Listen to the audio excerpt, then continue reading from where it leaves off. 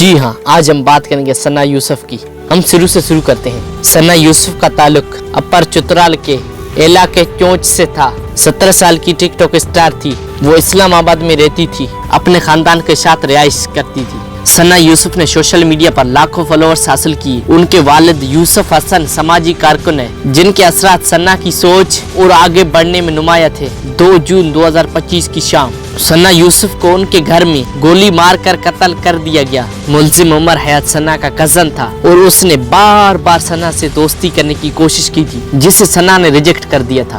واقعے کے روز عمر حیات نے زبردستی گھر میں داخل ہو کر ثنا کو 2 گولیاں ماری۔ ان کے سینے پر لگی اور وہ موقع پر ہی چل بسی۔ اسلام آباد کی پولیس نے واقعے کے بعد فوری کارروائی کرتے ہوئے عمر حیات کو فیصل آباد سے گرفتار کیا۔ پولیس نے 113 CCTV کیمروں کی فوٹیج، 300 سے زیادہ فون کالز کا تجزیہ کیا۔ ملزم نے اعتراف جرم کرتے ہوئے کہا اس نے ثنا سے رابطہ کرنے کی کوشش کی، لیکن ثنا کی طرف سے مسلسل انکار پر اس نے یہ قدم اٹھایا۔ ثنا یوسف کی قتل پر ملک بھر میں شدید غم اور غصہ پایا۔ سوشل میڈیا پر جسٹس فار ثنا یوسف کا ہیش ٹیگ ٹرینڈ کرنے لگا۔ اسلام آباد میں عورت مارچ کی جانب سے احتجاجی مظاہرے کیے گئے، جن میں ملزم کو سخت سزا دینے کا مظاہرہ کیا گیا۔ چینل کو سبسکرائب ضرور کریں۔ بائے۔